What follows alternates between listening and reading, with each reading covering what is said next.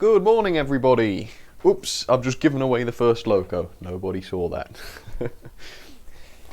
Hello, how's everybody doing? William Thomas is saying, hi, hello, awkward person. That's an unfortunate name. Nathan Review says, hi, look at the train go, says initial comment. Yes, it's the never-ending train. It never stops. Or starts, it just kind of continues. Where we dropping boys I call tilted, says Luigi5555. Well, whatever that means, okay then. That is a long train. Yes, it is. Max the Miner Boy says, hey. Chugga Chugga Choo Choo, says Pizza Pro. It's not starting, says Genero Gerard. It is, I promise it is. Mark's there. Yes, he's seen that it's the B12 to start with. Quite an interesting B12, in fact my first ever B12. I'm doing a lot of my first engines this month with the servicing. Why are you doing this to me at 2 AM, says Luigi. Oh, I do apologise, that's very, very rough. If it is 2 AM, wherever you are, please don't feel you have to watch anything I do, unless you absolutely want to, because, yeah, I probably wouldn't be doing it. How are you, Sam, says Mark. I'm very good, thank you, Mark. How are you? I'm going to get started pretty quick. As soon as it hits 10 o'clock, which was the advertised start time, I will crack on with the first loco of the day, which is a mystery. It is a mystery, nobody knows. Arsenal Gaming, hi, enjoying the stream. That's good to hear. It's only been going on for 2 minutes, but glad you're enjoying it anyway. Sam doesn't get the Fortnite reference, Luigi said. No, I haven't. I didn't. I must have missed that. Although, to be fair, I haven't played Fortnite in a long time, so that's probably why. Oh wait, it's here now. There you go. Yeah, you might have had to just refresh it. That sometimes happens. I'm very well, thank you, Nicholas. It's actually this morning. It's a lot nicer here in the loft. Last night we had all sorts of thunderstorms. Yeah, thunderstorms. It was thunder. Very heavy rain, and it seems to have cooled things down quite nicely. No doubt it's going to heat up as this stream goes on, but oh well, we'll have to brace it. Can't be as hot as it was yesterday. What are we doing this live stream? Well, it's going to be some more servicing. I'm going to be stripping down some of my locos in my collection, giving them a once over, make sure they're working properly, and that sort of thing, and I'll just tend to stream them because I enjoy it more, and it gives people a little bit of, I don't know, it gives them a few hints and tips, I guess. It's 6:30 PM here, says Martin Hall. Well, that's not too bad. It's kind of dinner time, I guess, but well, that's all right.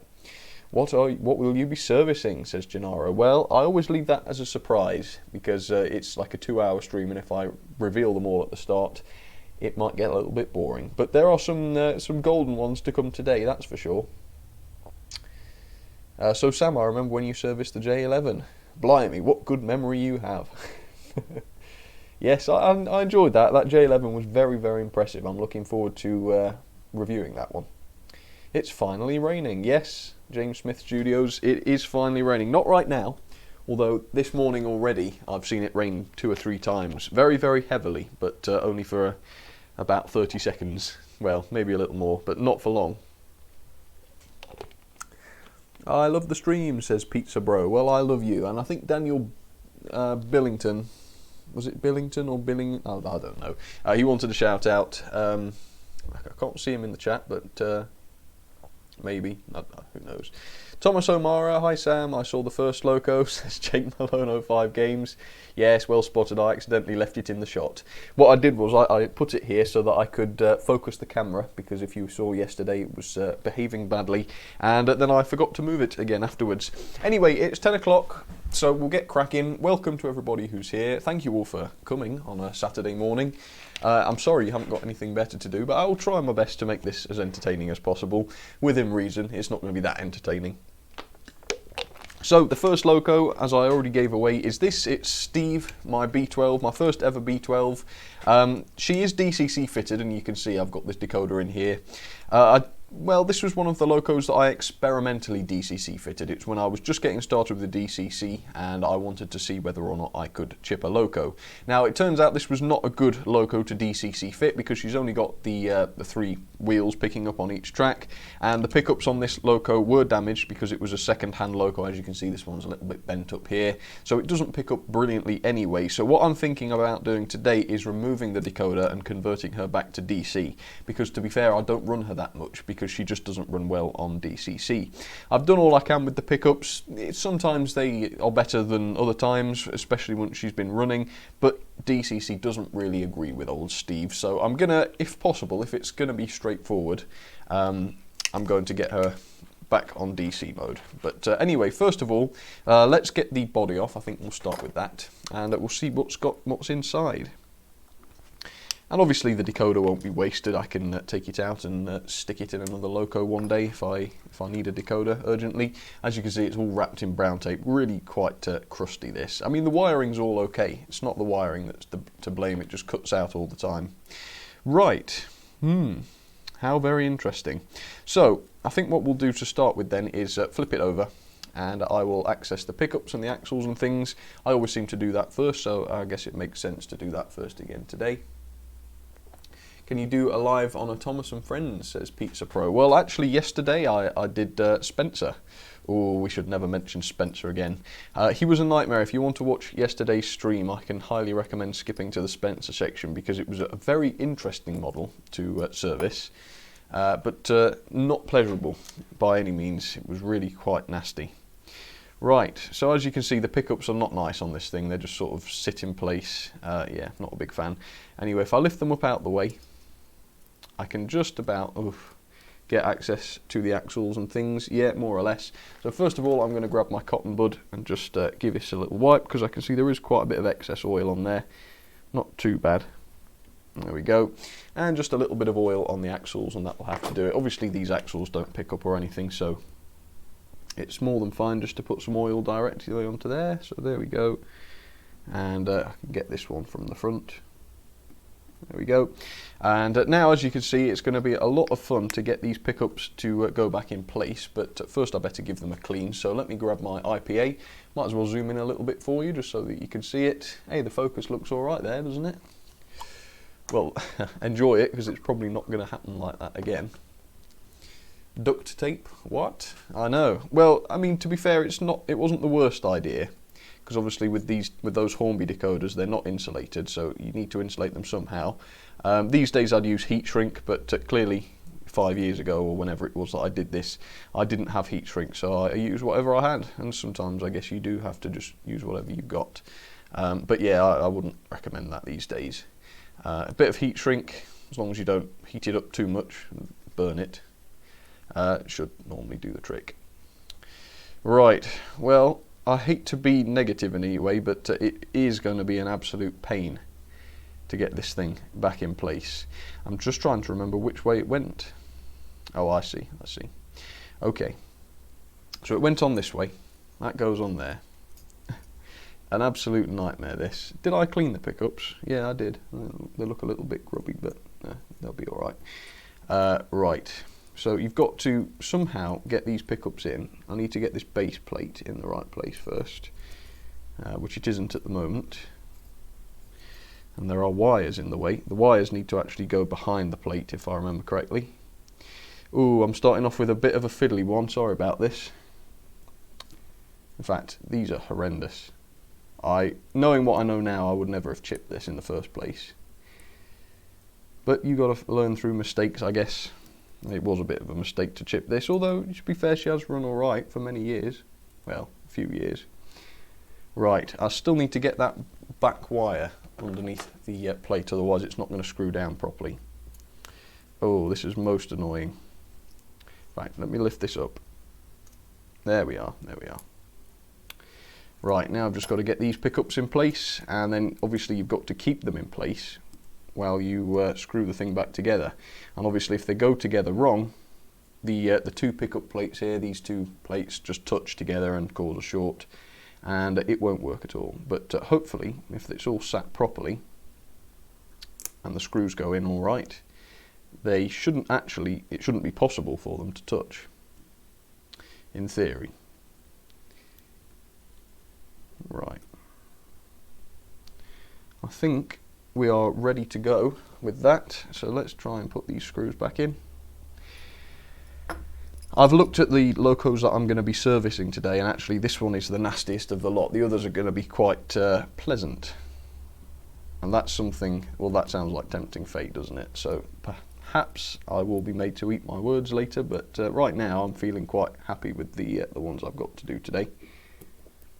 They're all quite well behaved. Right, tighten those up. I've noticed that again, can you see this front pickup here?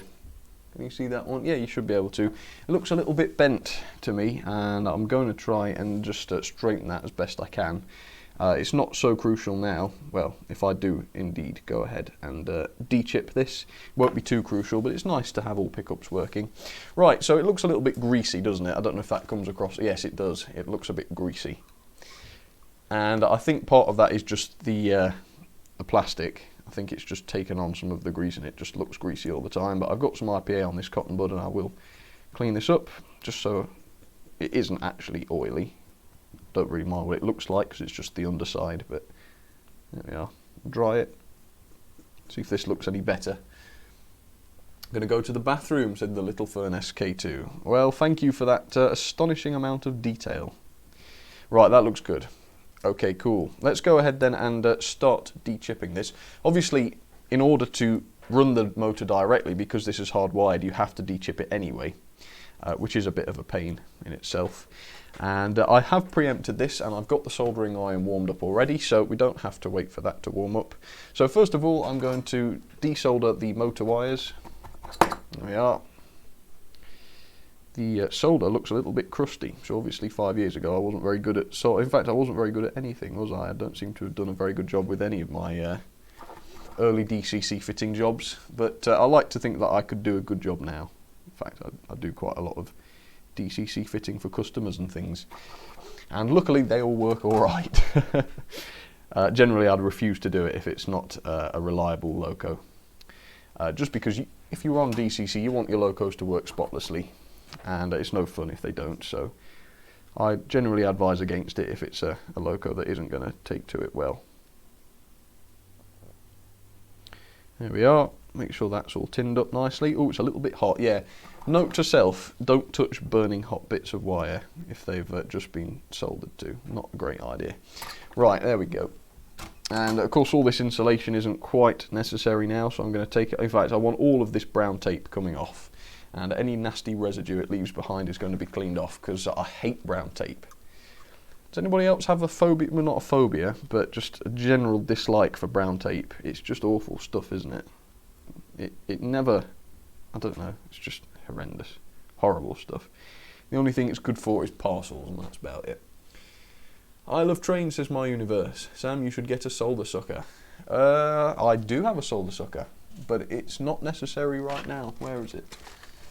No, it's not necessary now because I'm going to reuse the solder, or perhaps just put a little bit extra on. Hang on. Plop. There we go. But no, it's fine in this case because there's not a lot of solder on there. Right, so what I'm going to do is I'm going to just snip this wire here, if you can see it, because it looks a little bit long.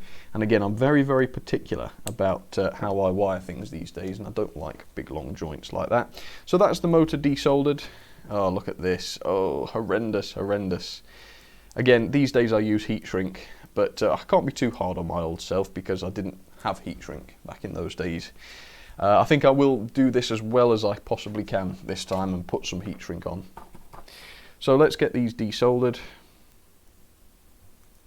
Ooh, crusty, crusty. Not nice. But again, I can't fault the wiring because it always worked all right, but not exactly professional, let's put it that way. So there we are, just re-tinning up these wires, and again I'm going to cut them short. Blob, blob, blob, blob, blob.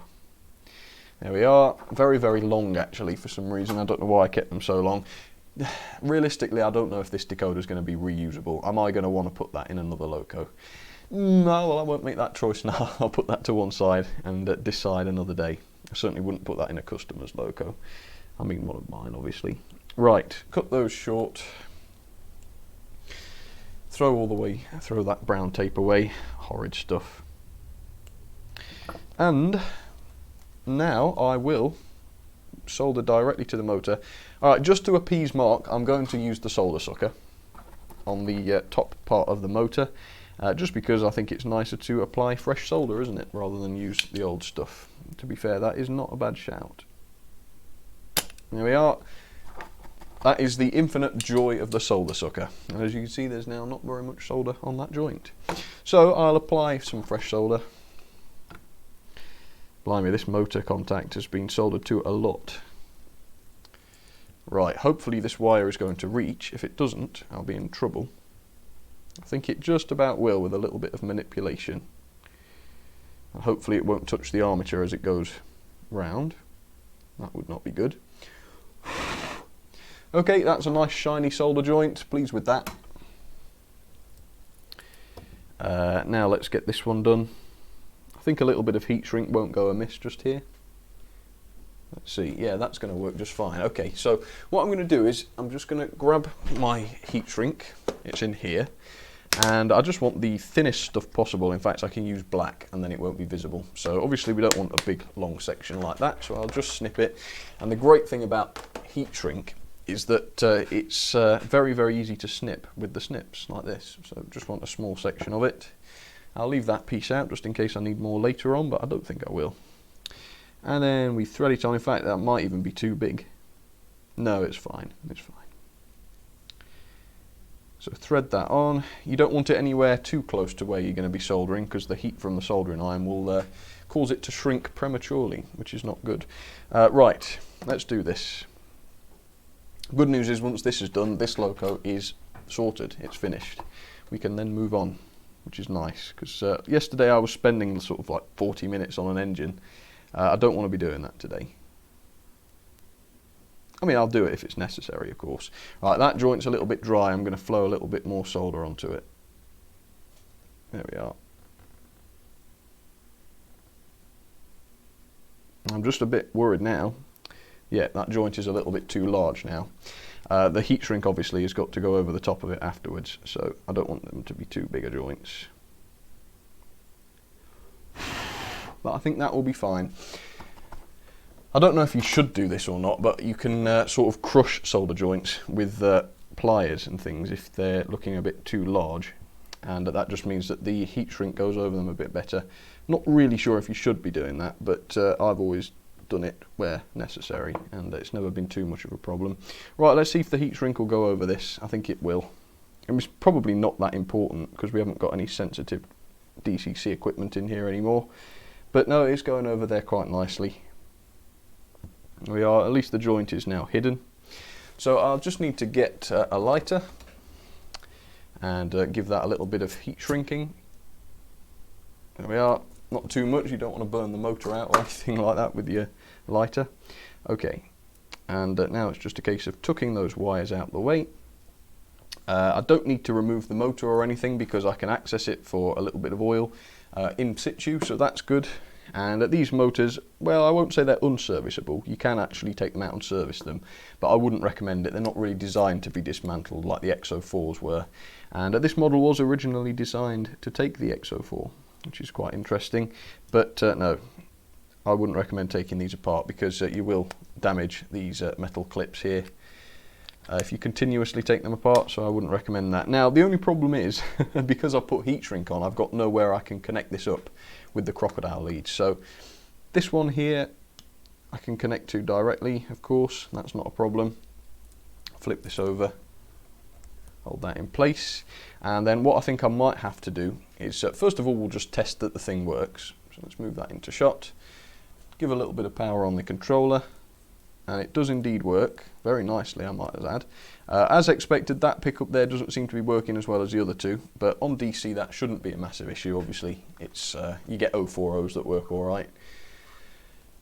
Right, so this is a little bit dodgy. I'm not too happy about having to clean the wheels like this, but I don't really have much of an option here, and I don't want to take all day about it.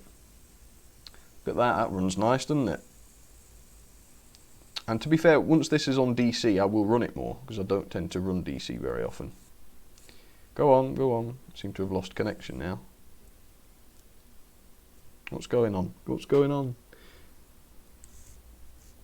I don't know. Come on, just get the wheels clean. Yeah, this is going to be a bit of a pain actually, isn't it?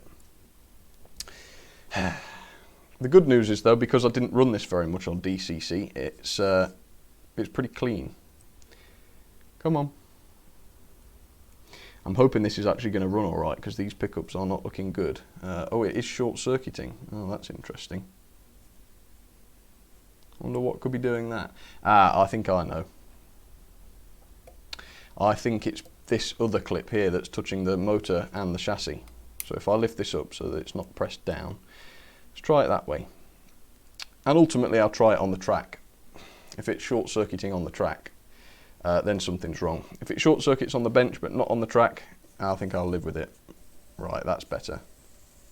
Right, that's it. So yeah, basically if you saw where I put that other crocodile lead, it's kind of touching, well, it's, if you put any pressure on it, which it was because it was sitting down on the bench, it was going to touch the chassis as well. And I guess they were causing the short, but it's not happening now, so that's alright. Yeah, I just looked at the power supply and I noticed that the needle was dropping to 0, which suggests it's a short circuit. These wheels also need to stay out of the way. Well, at least the pickups are working. I was a bit concerned that it was the pickups that were to blame, but it doesn't look like that's the case, so that's good. That one, yeah, it's not really very easy cleaning the wheels like this. And of course, if you can avoid this, it's good, because this could scratch the wheels potentially. I mean, I don't think it will, because I'm only doing this for about a minute. But if you did it year in, year out like this, I guess it would eventually, but this is not an expensive model. Okay, that's fine. Before I forget, let's just put a little bit of oil on the rods and things. There we are. And then I'll put the body on. I will take the risk and put the body on, even though I have done extensive surgery on this. But yeah, I'm just looking forward to having her running on DC. And hopefully she'll be much more reliable when she is doing that. Right, so let's put the body back on. And yes, this is not the modern B12, just in case you're not familiar. I know Hornby did release a very expensive B12, but no, this is the old version. But it is in the BR green, which looks quite nice. I like trains, says Wild Train Videos. Well, you're looking at the right channel. I'll give you that, because I do too. Right, always been a bit of a pain to put the rear screws on these models. Don't know if anybody else has had to do this, but yeah, I mean, especially because I'm on camera, I don't really want to turn it vertically. But there we are. I can't remember whether I cleaned the front bogie wheels or not, but since I'm trying to do everything as well as possible, I might as well. So there we are, a bit of cleaning. I'm sorry that I suppose I shouldn't be zoomed in quite as much as I am now, because it's not framed brilliantly, but should be all right. Okay, so how are we doing?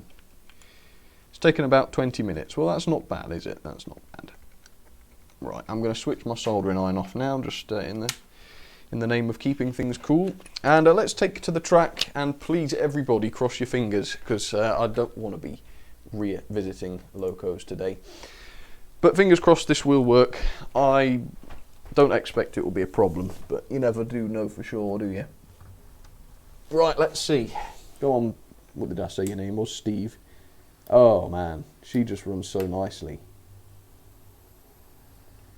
Yep, she's definitely better on DC. I've just heard a bit of clicking, so I want to make sure that those pickups aren't getting fouled. I don't think they will be. Let's just try again.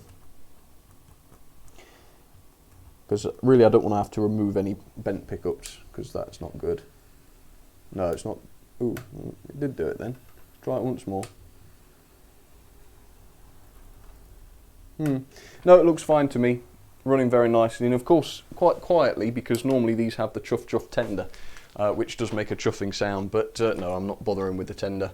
That will get, well, the tender's considered rolling stock, and I clean rolling stock at a different time, so that's alright. If it's a tender that has pickups on it, then I will service that at the same time, because technically it's part of the mechanism. So let me add D-chipped to the book. I've first serviced this one in July 2013, and I believe I chipped it even before then. So that gives you an idea of how long ago it was. 13, 14, 15, 16, 17, so about 5 years ago. So it's August 2018 right now. Well, it will be. And I'm going to do that again in August 19. Okay, that's a tick. That's another tick. Okay, so the next loco is going to be, it's a Hornby 2800 class.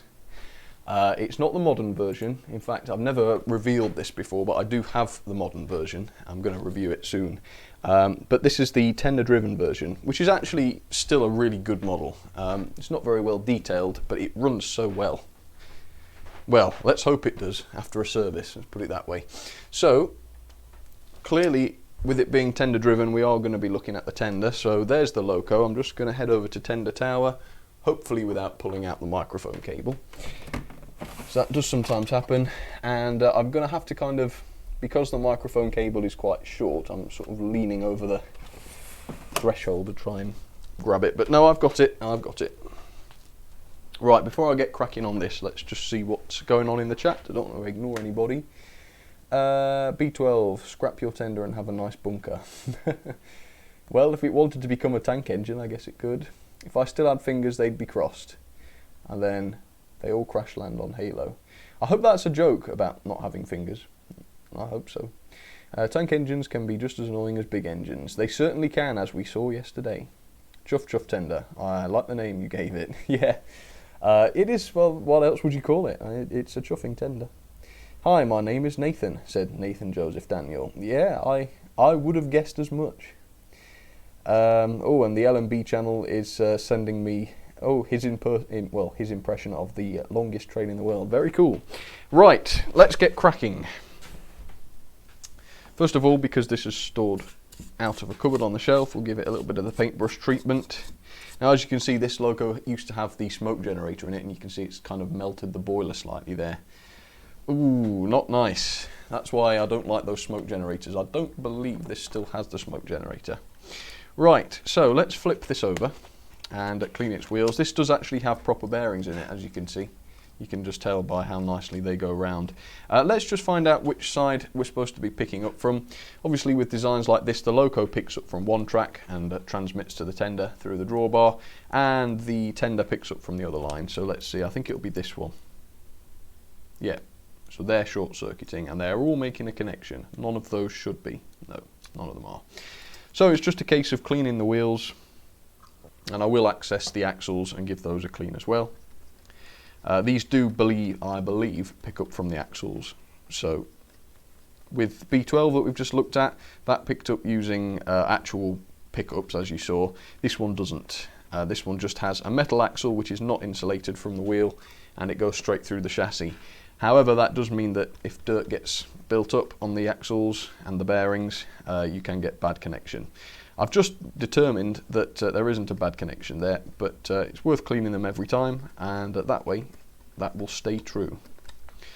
Right, cleaning the other side. I know this doesn't pick up, but it's worth cleaning them anyway. And while we're at it, we'll clean the front truck as well, the front bogie.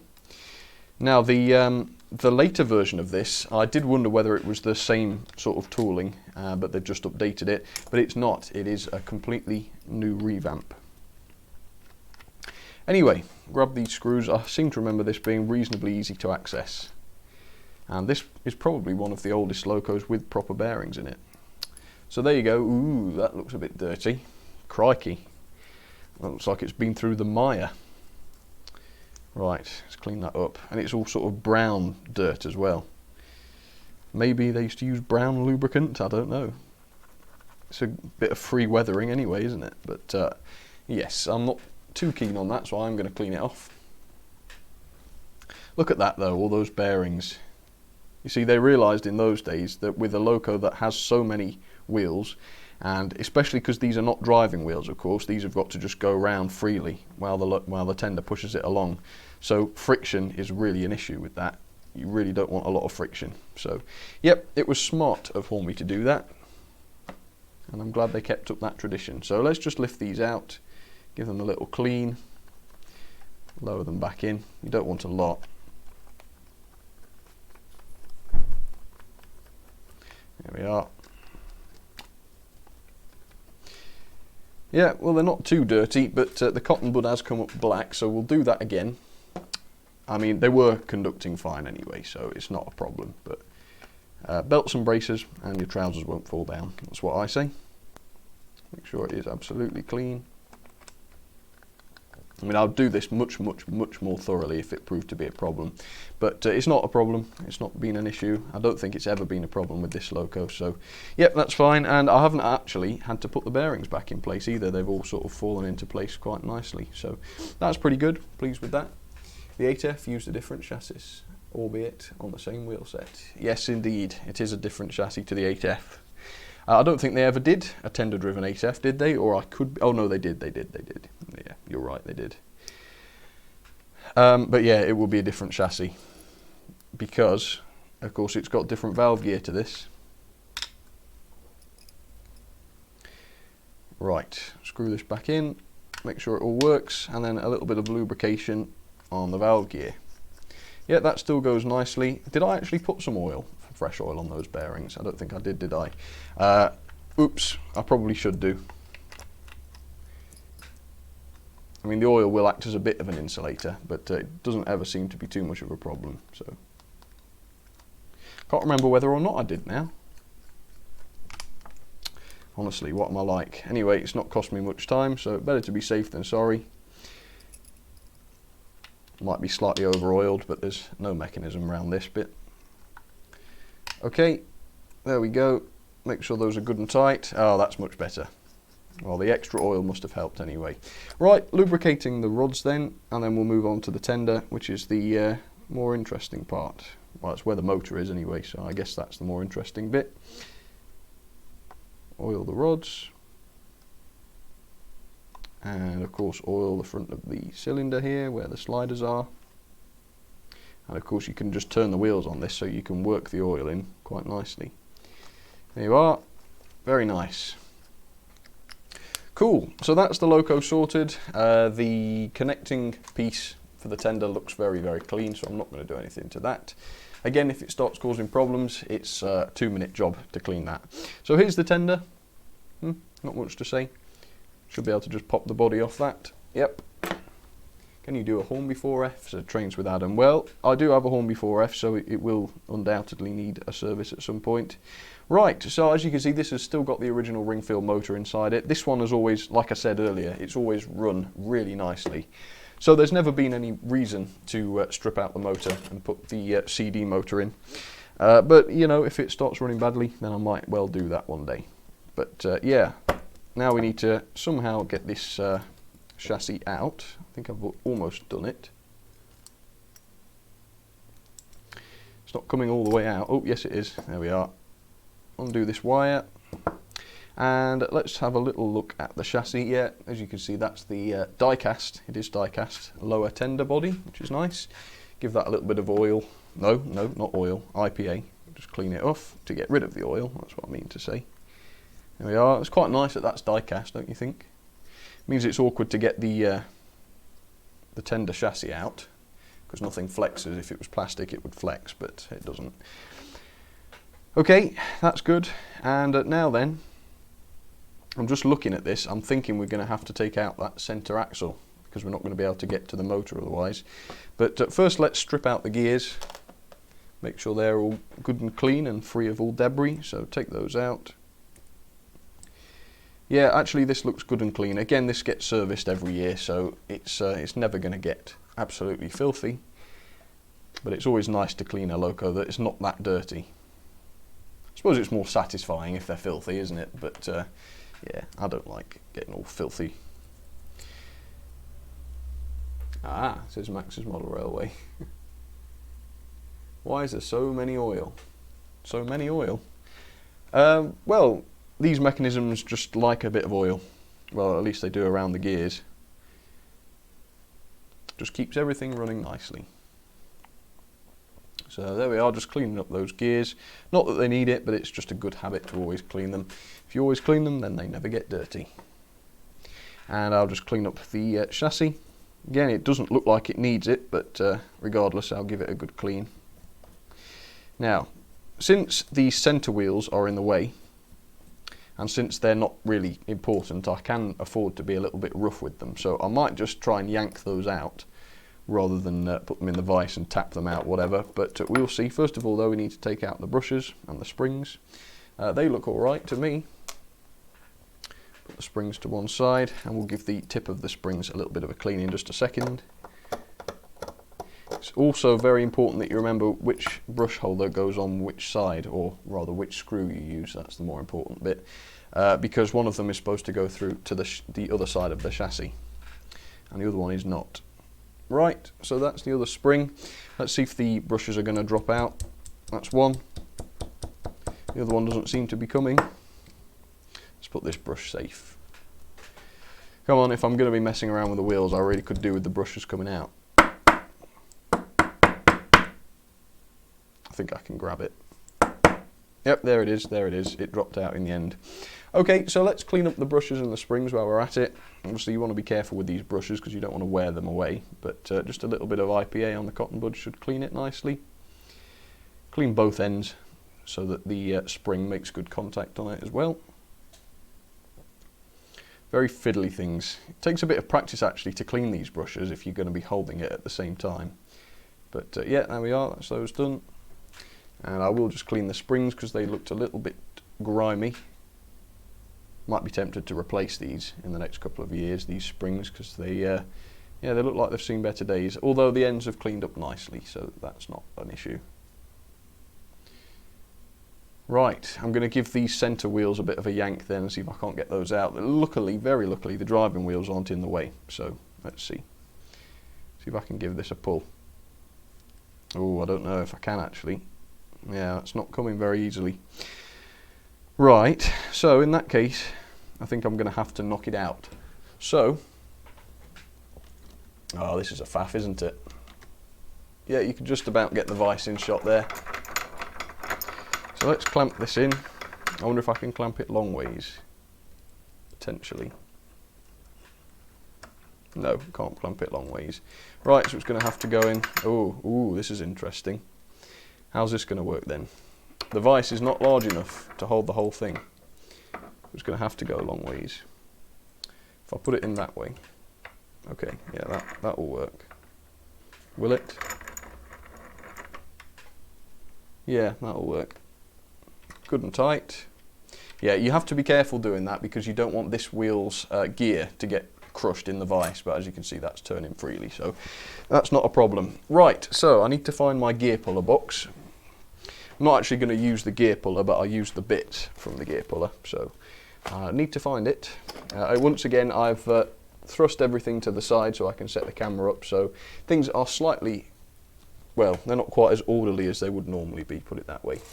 I can't see this gear puller set. That's a problem. I mean, I'll find it eventually. Oh, I can see it. It was actually right under my nose. Okay, here we go. Is that going to be the right size? No, a little bit smaller. That one looks good. Hopefully I can push it out this way. Should be able to. Now obviously it's not clamped into the vise in the way I'd like it to be, so I'll have to try and support it while I'm hitting it.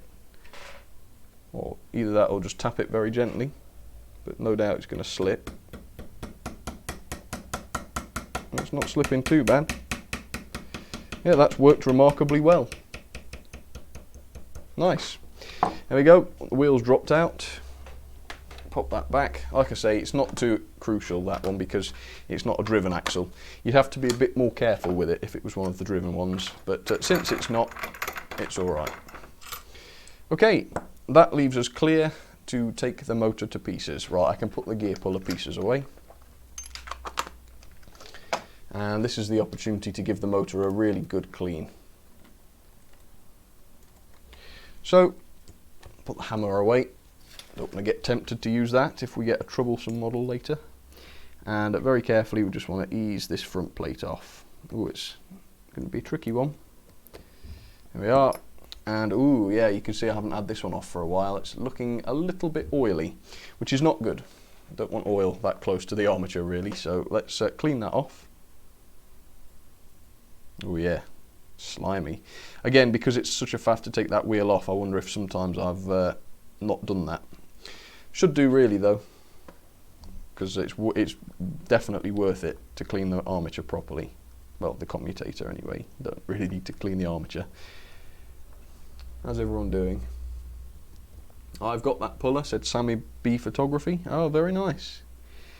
It's all right, isn't it? It's probably the best one on the market for model railways and things, although the quality of it leaves a bit to be desired, I always think. Some of the bits of, not the bits, the bit that holds the gear has bent on mine, because some of the gears I pull are very, very tough ones, and it's not quite strong enough. So you have to, I've often sort of clamped it into the vise and forged at it with a hammer to try and get it back into shape, which works, but I don't know how many times you can bend cheap metal before it eventually breaks, but it wasn't expensive, so I can replace it, I guess. Right, let's clean this commutator then. And it is coming up clean, so I'm not going to have to polish this with the Dremel. That's good. Okay, well look at that, that's very dirty. So let's get a clean cotton bud, and it's just a case of keep doing this until it comes up clean. Normally 2 or 3 goes is enough. But yeah, the Loco will run much more nicely. Much more nicely? It will run more nicely. Yeah, it's not a grammatical error, is it? I'm not sure. Right, still dirty on the cotton bud, so I think one more will get it clean. It's looking very shiny now anyway. This must have been Dremeled last time. Well, no, it can't have been. Well, I doubt it, looking at how grimy it was. Right. Just get this in here and clean it around. It's quite a nice way to do it. You have to watch you don't leave any residue inside. Ooh, look at that, it was dirty in there. Okay, that's good. That is good. Nice. And that's turning quite freely, which is nice, and it wouldn't necessarily turn freely without the front piece on. Right, there we go. So we can put the front plate back on, and that should run much more nicely. There we are, that's turning very nice. So we know that's all in properly. Now let's put the brushes back in. There we go, and of course it's the brush holders that hold this plastic piece in. Let me zoom in for you, give you a better look at this. How's that? That better?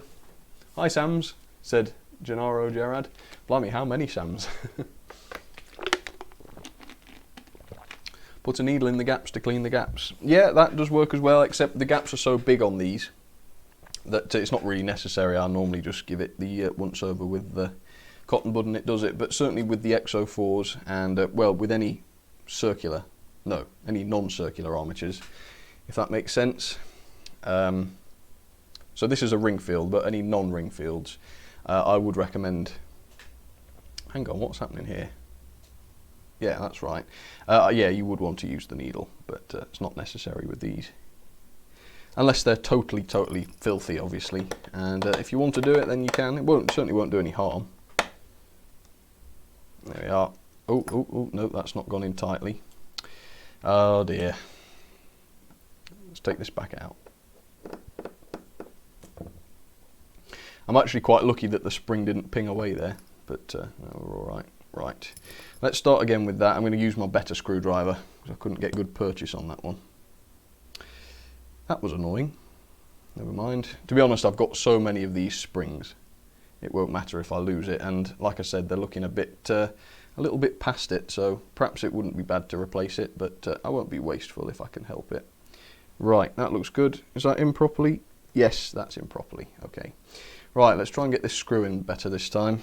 It wasn't tight enough and it moved. Don't want to round it off. Right, that's better. That's gone in. Tighten it up a little bit more. There we are. Oh, that moved the camera. Right, that's good. Next one then, and you'll be pleased to know that the other spring is not bent or anything, so this should be easier. Should be. We'll have to see. I have a question, what do you use for the controller? Do you mean on the layout or on the bench? On the bench it's not actually a controller, it's just a power supply. Oops, that spring's pinged away. I don't know what power supply it is, it might have even been a custom built one. It's one I got from my uncle. On the track I use, oh this is a pain, on the track I use the HM2000, usually. Sometimes I use DCC controllers. Oh, I can't get this on, the spring keeps pinging away, very annoying. Right, let's concentrate and try and get this. Right, is it in? Yep. How annoying. These brush retaining thingies, or the spring retaining thingies, they usually have a little sort of indent in them, which the spring sits in and it doesn't ping away, but these are just flat. which means, really annoyingly, you've got to get the spring straight and then just hope for the best. Okay, that's in. Good and tight. Make sure the motor still turns freely, which it does. So now a little bit of oil. Again, not a lot on the armature side. Just that'll do. And you want quite a bit on the spring, on the gear side. This is one of those gears that used to come loose, and this one's actually been glued on. But there we are, that's running nice. And what I always like to do, just because you can, is power this without any of the gears in place. So let's do that. Ta-da. Oops, it's already powered. Let's switch this off just while I get a good connection. Okay, and give it a quick thrash on here. There we are. Go up to the magic 7 volts. 7 volts is quite speedy on this one. As you can see, it's working quite nice. Little Fern SK2's back. That's weird that the pickups are on the side. Oh, you mean these? These aren't actually the pickups, they're just what deliver the power to the motor. The pickups actually are for these two wheels, and I guess the centre one as well. They're just done through the axles straight to the chassis, which actually works quite nicely. If you really wanted to service something properly, for example, if I'd just bought this and I was servicing it for the first time, you would want to take these off and give them a thorough clean on the axle as well. Because they can get dirty, but no, since this is running fine, I'm not going to do that today. Right, so put this wheel back on that I took off, and I'm just going to take this out of shot for a second while I put this in the vise. I won't readjust the camera because it's literally just a 2-second job. Unless I over tighten it, and then it's a much longer job. But there we go, that's back in. You want plenty of give on that centre axle. It's supposed to be loose like that so that it can take those tight curves. And now let's put the gears back on. So a little bit on here, a little bit on there. Plenty of oil, not too much though. There we are. That gear goes on there. Go on, sit down. Yep, there we are. That gear goes on there. Make sure those are free. Yep. You'll notice I haven't put any oil on the axles of the driving wheels. And that's deliberate because you don't want to be insulating those, because there's only 2, potentially 3 if that one touches the track, and I'm not convinced it does. But you certainly don't want the oil to insulate it, so I don't generally oil those. They're in quite a nice bearing, as you can see. So, well, not that one, but those 2 are. So they should be running quite nice and freely, and I think they were.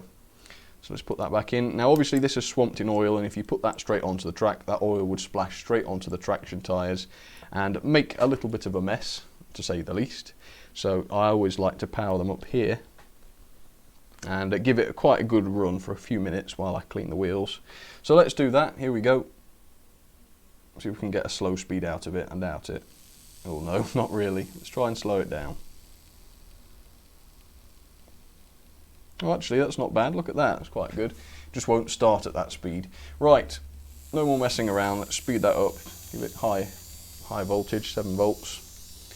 Of course, it wouldn't probably go as fast as this on the track, but because there's no load on it, effectively here, it goes faster than you'd expect.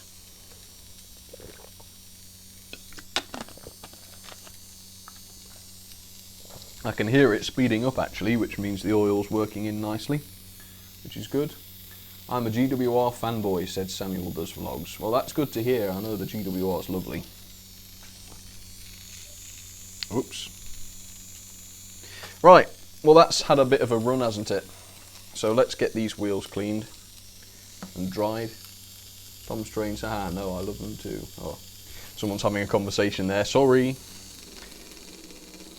Alright, well the good thing is, when I'm putting this cotton bud on here, it's not slowing down the mechanism too much, which means that we've got a good amount of power in here.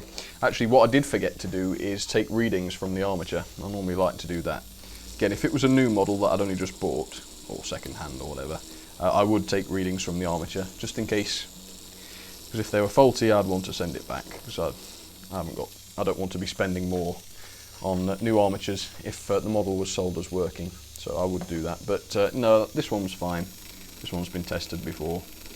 And because it's serviced regularly, it's very unlikely that things would get worse. Normally the armatures die out if you know, if they're not running well, if there's a lot of friction because they haven't been oiled or something like that. That's what causes the armatures to overheat. And basically what happens is the coils get hot, they shed the lacquer or whatever it is that's on there to protect them. And of course without the lacquer they just free to short together, and say if 10 of the 100 coils short together, you get a lot lower resistance on that coil. And if it happens too bad, which of course obviously generates more heat and then more melts, and then eventually you just get short circuits and things start to run very slowly and very hot. But this one isn't. This one's running very nicely. Like I say, it always has. So let's get this thing reassembled, and we'll get it onto the track, and hopefully it will work. I'm fairly confident. You can never be 100% confident, but fairly confident that this will work. So it went in this way, unless I'm much mistaken. That end goes in first, and then you've got to manhandle this one. There we are, to clip it in. Reconnect the drawbar, make sure the drawbar's looking clean, which it is, but I will, just to be on the safe side, give that a little bit of oil. Oh, I enjoy servicing these. They're not the best mechanisms in the world, I'd rather them be loco drive, but they are very nice to service. Right, make sure that wire's out of the way.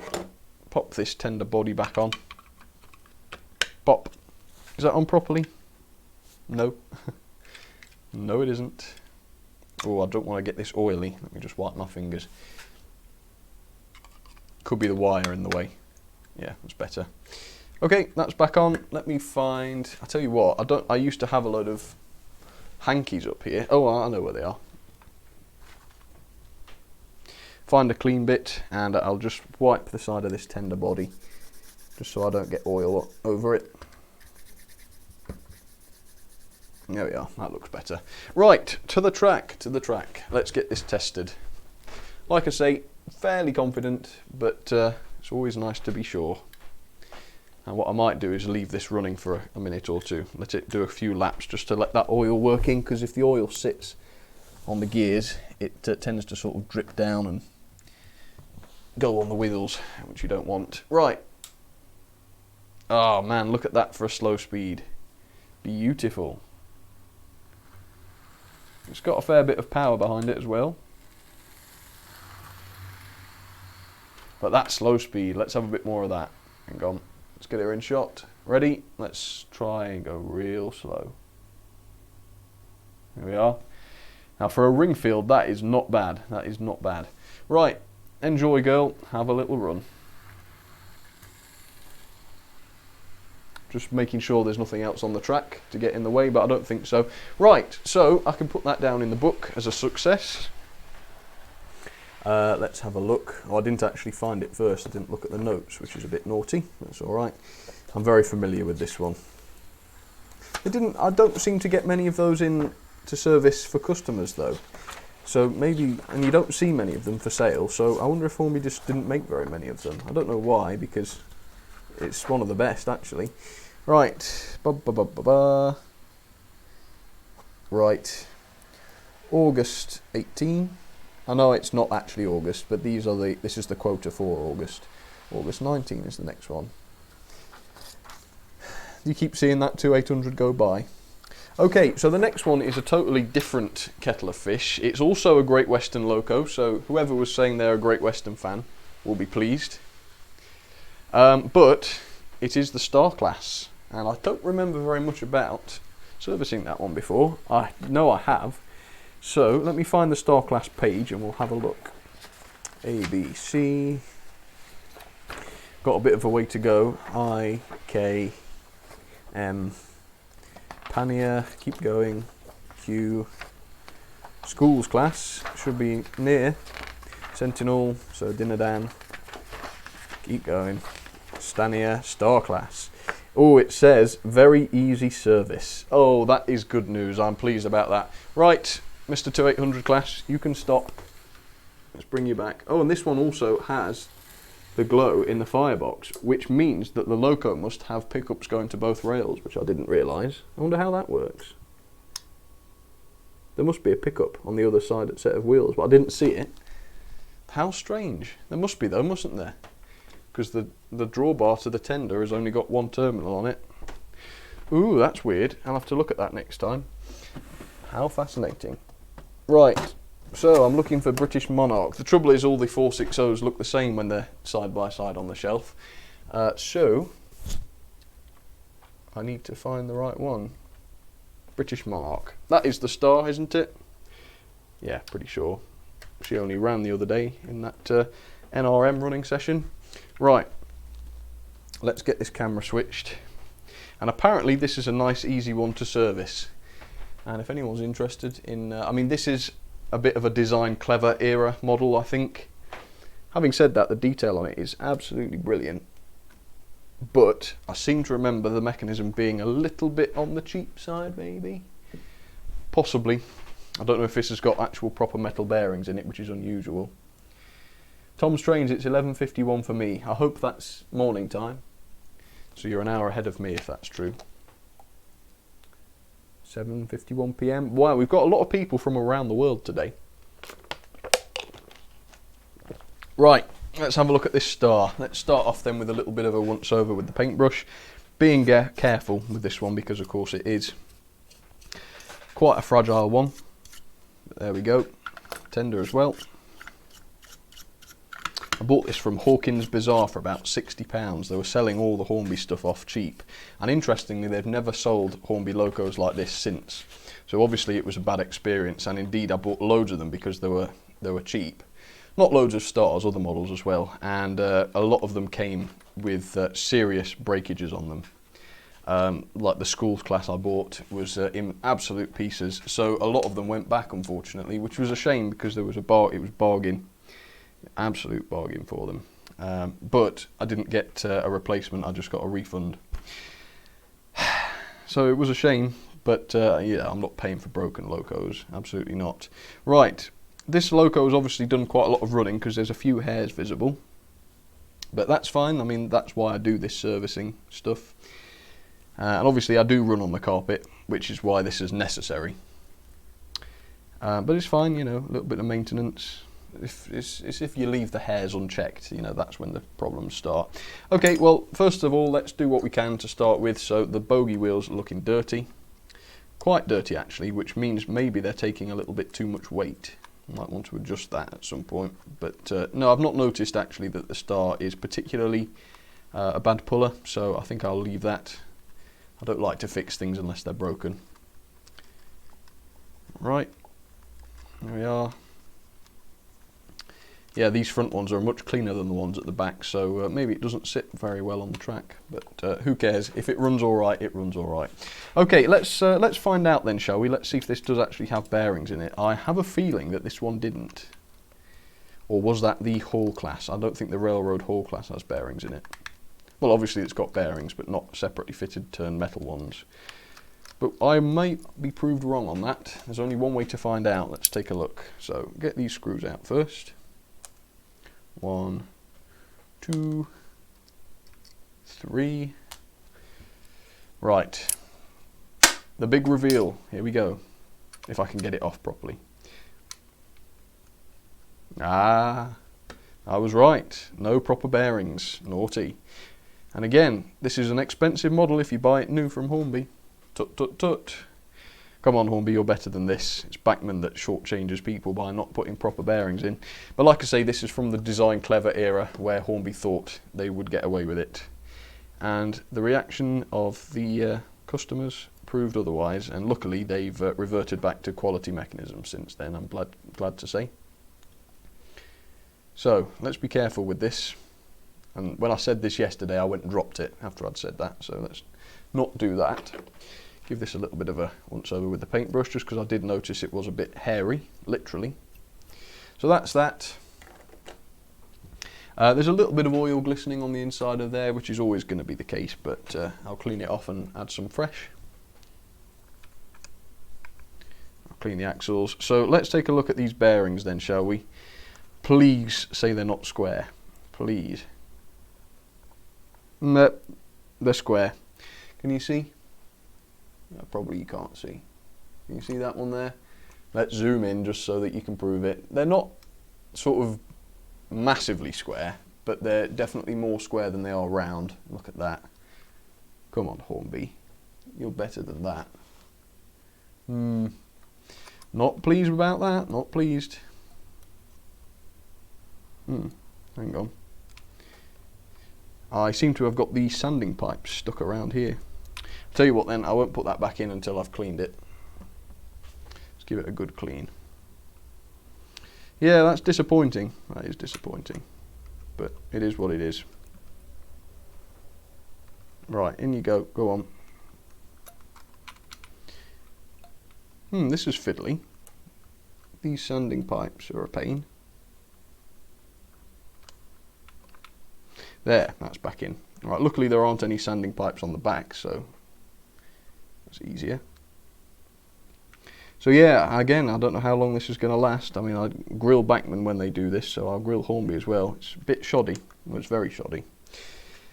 However, I have to admit it's a good runner, isn't it? If you've seen my Star Class, it's a good runner. And I didn't pay a lot for it, like I said, £69 or something like that from Hawkin. But man, Hornby charge a lot for this. What's wrong with square bearings? Well, if you think about it, if the axles were square, it would be a good fit. But the trouble is the axles are round. And so you want to minimise the wear as best as possible. And in order to do that, you want the full axle to be circled or encapsulated by the bearing. I mean, that's the point of a bearing. So that the load is spread over the largest surface area possible. And that minimises wear. And if you lubricate it, they'll last forever. If it's square, you've just got a tiny little area on the bottom of the axle, or the top of the axle, touching the loco. And it gets, well, it wears away for a start. It starts things wearing quite quick. Which causes black muck to be generated, of course, when the metal wears away. And that black muck causes problems. But primarily, it just means that it's not going to last forever.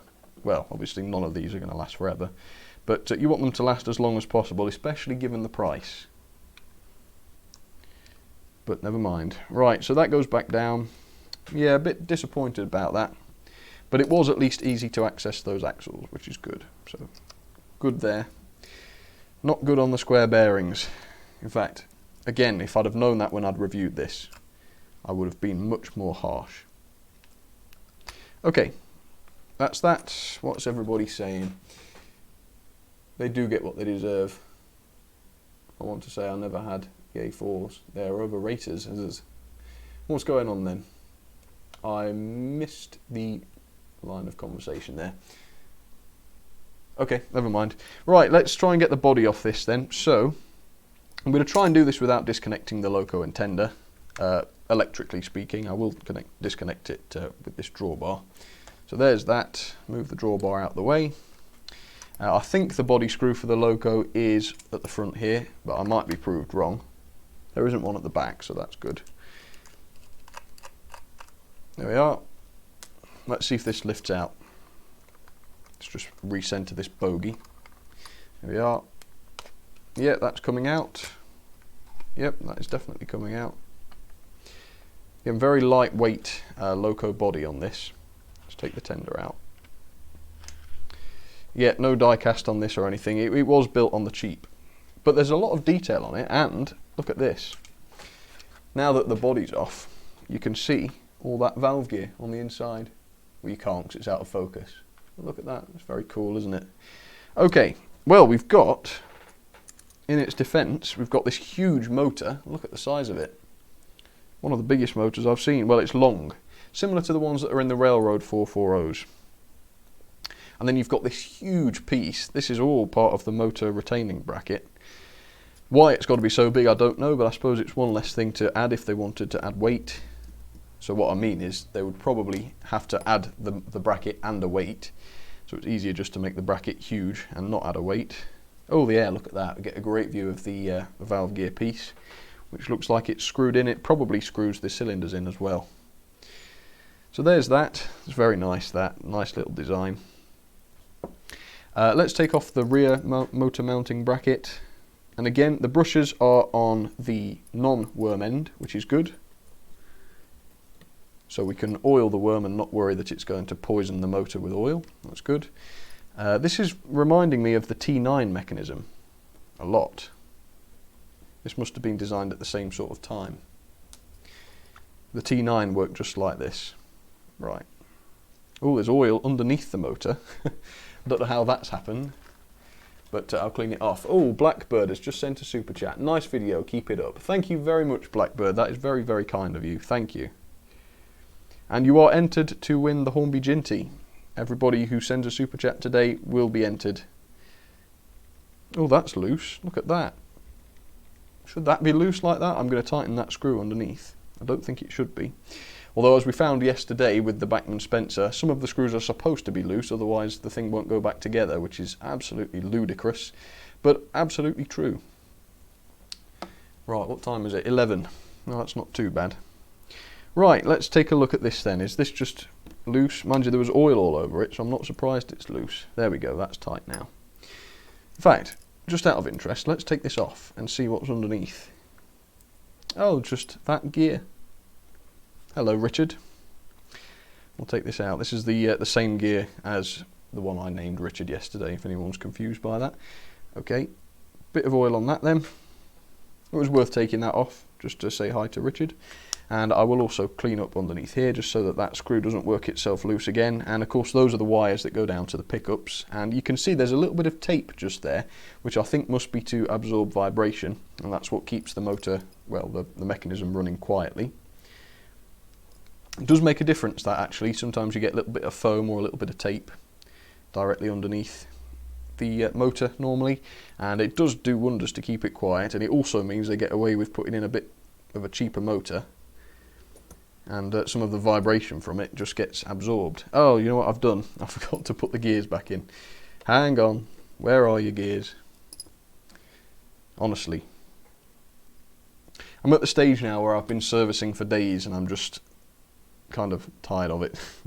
I'm not tired of it, but I've just done a lot of it, let's put it that way. Right, so now that the gears are in place, I can actually put this thing back together. I can't push down on that actually, because it rocks the whole loco up, as you can see. That's a bit of a pain. It's not a big deal though, obviously. Right, a bit of oil on this end. We can oil this end quite generously, because there's no damage of, well, there's no risk of damaging the motor. That goes on there. It's all a nice fit, no sign of Mazak rot. That's what I like. Put that on. There we are. Screw that in. That's good. Right, pleased with that. Apart from the bearing situation, this is a very good quality model. Right, so let me grab, well, this will do. Will it? No, I really want the shorter one. What I'm going to do is zoom out, first of all. Put the tender in a cradle. Flip it upside down. Grab the chassis in the helping hand. Thank you, Mr. Helping Hand. Straighten the helping hand. Yep, that'll do. Put that safe. And we'll give, I can still see some cotton bud fluff on there. We'll give the rods a little bit of a oil. Here we are. Make sure everything's working nicely. I'll tell you what, it's gotten warm up here. I haven't seen outside for a while, but it must be sunny again, because it's suddenly, over the last 10 minutes or so, gotten very, very warm up here. Okay, that's good, and because this has tender pickups, hooray! I can just literally clip these crocodile leads straight to the tender wheels, and assuming the pickups are still working alright, I haven't accessed those yet, but I will do, we should be good to go on that. Yeah, as you can see, despite not having any decent bearings, it does run quite well. Right, let that go for a second while I have a drink of water. Everybody alright? My throat hurts whenever I cough, it burns. Oh, I know the feeling. Actually, ever since I did that stream yesterday afternoon, I've had a sore throat as well. I think it's just too much talking. But that's not going to go away, because I've got to do this stream today, I've got to do a stream tomorrow, and then next week I'm going to be filming basically every day, so I think I've got to like it or lump it, to be honest. Or lump it, I won't like it. Wheels are good and clean, and of course they will, because there's tender pickups, so there's not much sparking going on. Yeah, I like this. This is a nice mechanism. It's a shame about the bearings, but it gets a 9 out of 10. very close to 10. Yeah, the wheels are very clean, but there are some strange noises coming out of it. Sorry, when I put the cotton bud onto the wheels, and that's again because the wheels aren't held as well as they would be if they had bearings. So just clean the insides of the wheels. In fact, the insides of the wheels are the dirtiest, not the surface. Strange how that happens, isn't it? Because sometimes you get ones where the insides are absolutely spotless and it's the surfaces that are filthy. Never mind, never mind. Right. That's done. Very quickly then, let's take a look at the tender.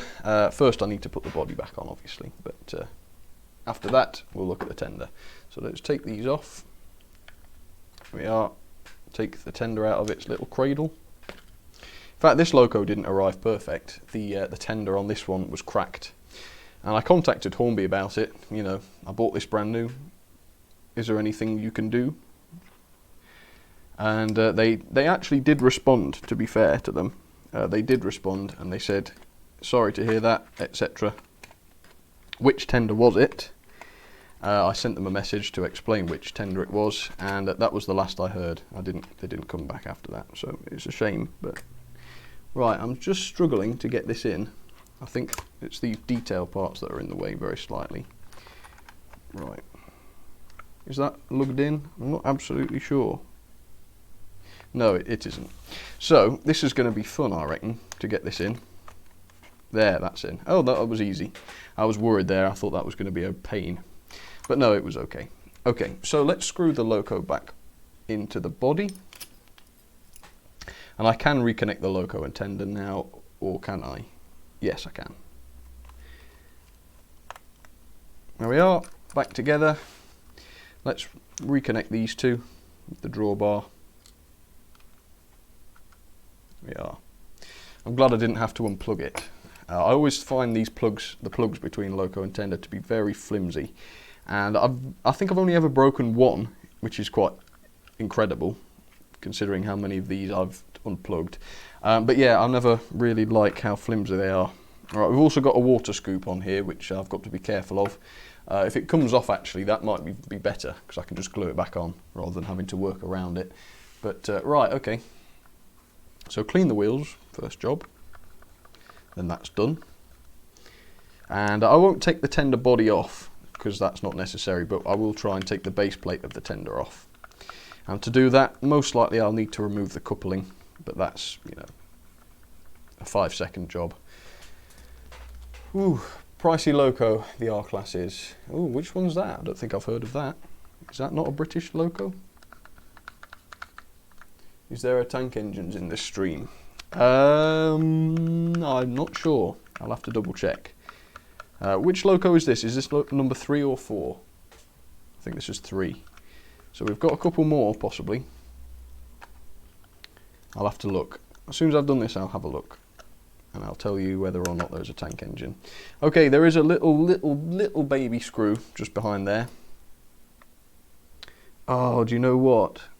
The water scoop is right in the way. Oh, how annoying. Look at this. So there's the water scoop, and if I just bend it back, you can see that there's a screw there underneath it. What are you thinking, Hornby? What are you thinking? Right, well, that begs the question then, do I really want to do this? Because I'm going to break that. That water scoop is going to break. So I'm going to double check that all of the pickups on the tender are working, and as long as they are, I'm not going to access the pickups there until absolutely necessary, because that water scoop's going to break.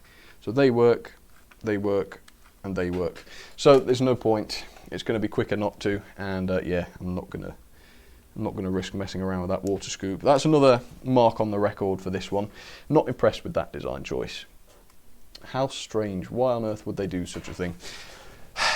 I'm glad, to be fair though to them, I know I'm being a bit harsh on Hornby in this stream, but these are all models that are a few years old. The stuff that they've produced recently has been way better, way better.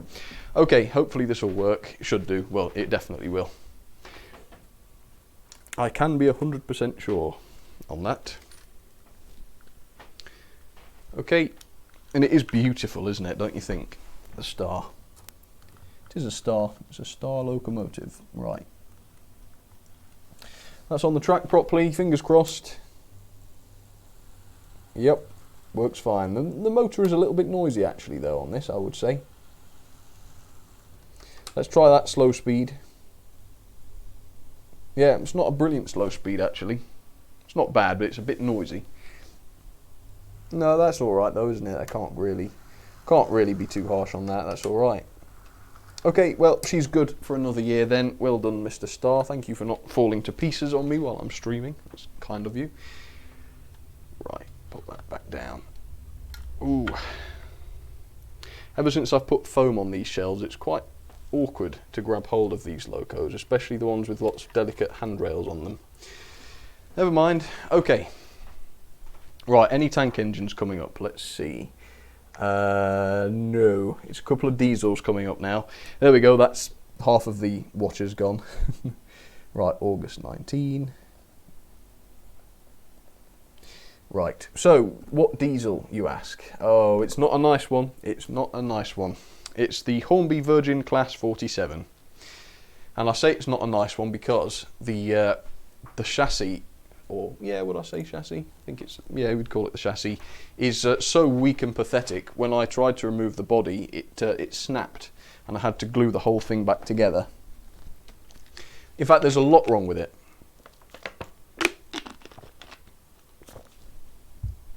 I'll show you what's wrong with it. Actually, this is quite interesting. You might want to stick around for this one. Now, it says on my list Virgin Class 37, but I don't actually know if such a thing exists. Now, I certainly don't have one, so it must mean the 47. Must be just a typo, because I know it's not a 37. 4F, Class 40, Class 42. Where's the 47 then? Unless it is down as a 37, it can't be. Let's see. No, it can't be. Right, where's that? I wonder if it's under V for Virgin. That must be it.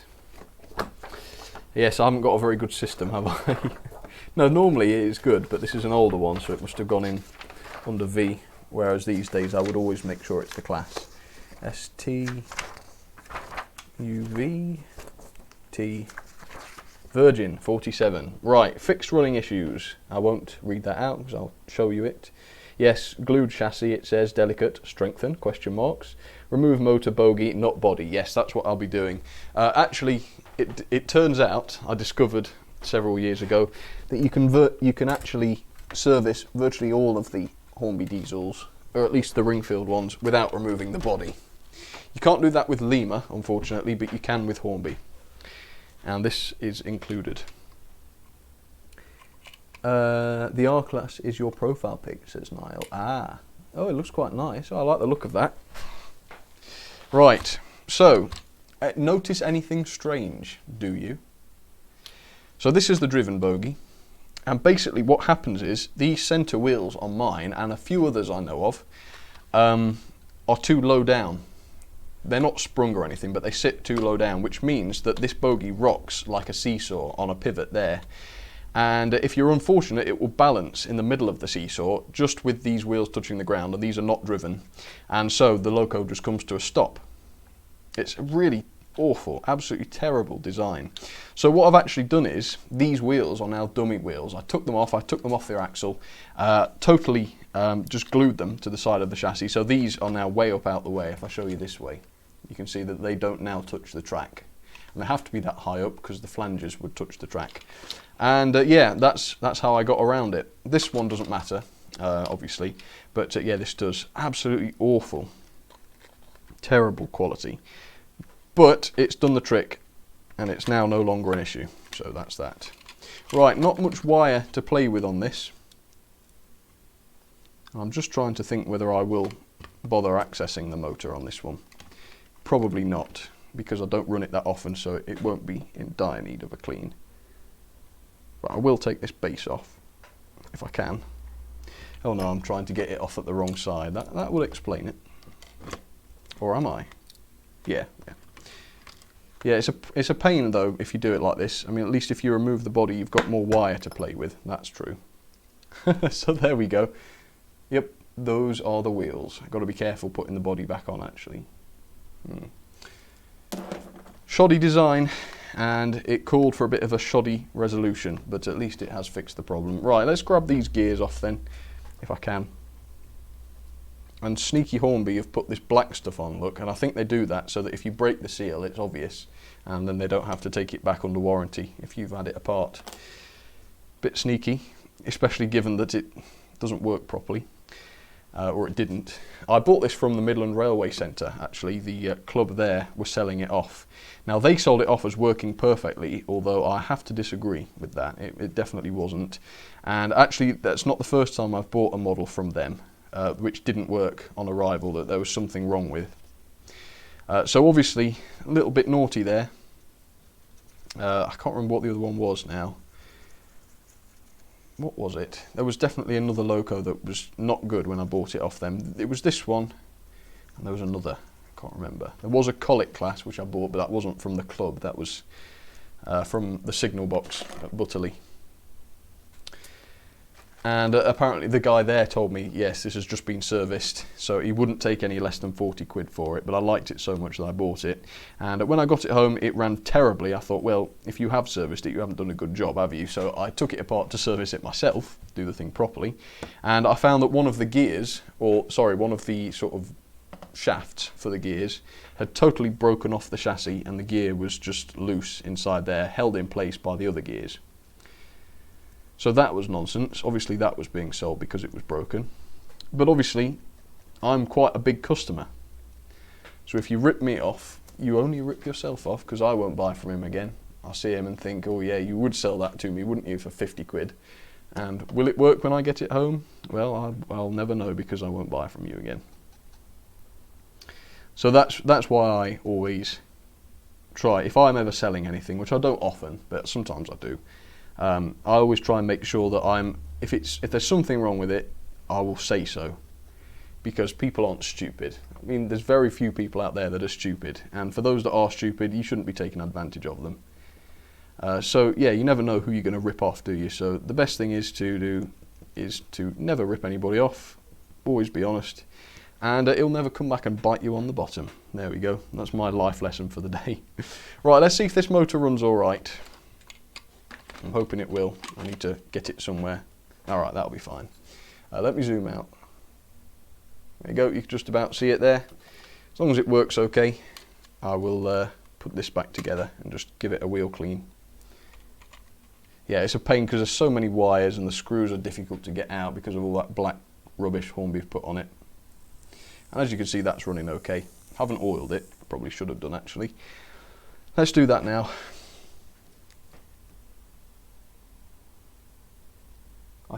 So Sammy B for Top Videography says the centre wheels on those Hornby 47s aren't fixed to the axle either. I took the wheels off both of mine 47s and now it doesn't derail. So, Sammy, you had the same problem, did you? I always like to find this out because I like to know whether it's a common issue or just, you know, a one-off manufacturing, you know, botch. But that is interesting because you're not the first person to say that. And it's always more incriminating from a manufacturer if it's a well-known issue that wasn't sorted out. Quite agree, said Railway Sidings. Yes. Did you invite people to your SNUPS group? Yesterday's there were a huge influx of SNUPS members, increased by 91 in one day. No, I didn't. Well, I don't know what's happened there then. Unless SNUPS have pushed it for some reason. I don't know. I don't really use SNUPS very much these days. It's great, don't get me wrong, but yeah, I don't really have time. I still like to use my book, I decided. It's not as efficient as SNUPS, but I do like to use it. Now, this 47 does use pickups, which means I can indeed oil the bearings or the axles on this. Because it uses pickups, it doesn't use the axle to pick up anymore, so I can oil those. And it's not going to interfere electronically. Right, let's put these gears back in. You'll notice that this is virtually the same mechanism as on the 2800 class. And if you're not aware of the Ringfield motor design, that'll be a bit of a mind blow for you. It certainly was when I first opened one of those tender-driven locos up and found it's just a diesel. Yeah, Hornby were very clever back in those days. They couldn't get away with it these days because everything has to be super accurate, and so in order to cram in all the necessary details, the mechanism has to come, you know, it's not a priority anymore. Whereas back then they would design things, however, so that they would take a certain mechanism and be churned out. I suppose that's one of the reasons why the hobby's much more expensive these days. I guess partially we've made it that way by demanding ever higher standards. Right, there we are, that's all back in very nicely. I've noticed this pickup keeps poking out, which is not good. Stay where you are, Mr. Pickup. There we are. Right, what can I do then? I'm going to go out on a limb and assume that this is all back together properly, so I'm going to assemble this. There we are. These cables must have been twisted around a bit because it's facing the other way now. Oh no. Gosh darn it. It's just popped that wheel off. Drat. Can I really be bothered? I'll tell you what, the other one I've noticed is just blue tacked on. So I might do that actually, because if they are just blue tacked on, then I can remove them easily, and that makes servicing a bit easier in the future. So I'm going to do that. Also, if you get IPA on blue tack, it totally liquidizes it. It's terrible. Right, it needs to be on this side. Does it? Is that right? Yeah, that's right. Just shove this down. Oh wow, it's storming outside again. I've just heard something blow. Right, I've got to make sure this is well in and well out the way. There we are, that'll do, that will do. If it drops out again, it's going in the bin. In fact, the whole loco might. It's not one of my favourites, this. And you can always tell which locos aren't my favourites because I don't run them very often. Although sometimes I run a loco, I don't run a loco very often. Not intentionally. Sometimes I just forget about them, which is a shame. Right, so this side I'm just going to clean the wheels. Again, I don't really care about this loco very much because it's a bit of a nasty brute, so I'm not going to, I'm not going to take all the care and attention of taking this bogie apart and cleaning all the pickups individually, because it's just not worth it. This loco might only run twice a year. It's certainly not one I'll run in my own time, because it's not, you don't get any pleasure out of it. You're just wondering the whole time whether one of those dummy wheels is going to drop out or whether it's going to derail or whatever. It's just one of those nasty brutes. The Lima 47, however, is another story. It uses this same body, but it's just much more reliable, much more nice, much nicer. So that one, it's the green one I've got, that one does run a little bit more. Not necessarily in videos, but sort of, if I run a diesel I might get that one out.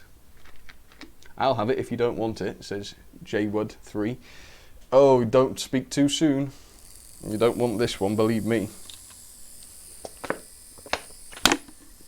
Right, it does have a 5-pole motor though, I've got to give it that. It's got that going for it, but that's about as much as I can think of. Right, yeah, that's alright. The bogie looks like it's in at a strange angle, but to be honest, I don't really care. Yeah, I lost respect for this loco when I discovered that issue with the seesawing wheels. I just thought, you know what, you, Mr. Locomotive, are a joke.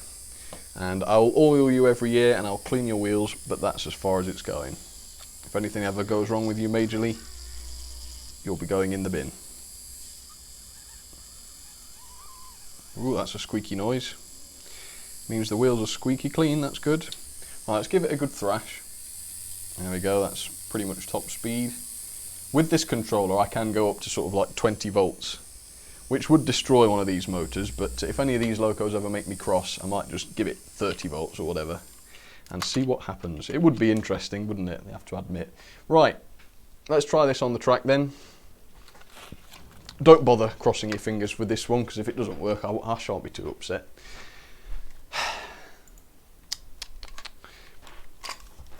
And also, I have to admit to you, I'm not a massive fan of the Virgin livery either. I mean, it's alright, but I'm not massively fond of it. Right, let's get this thing on the track.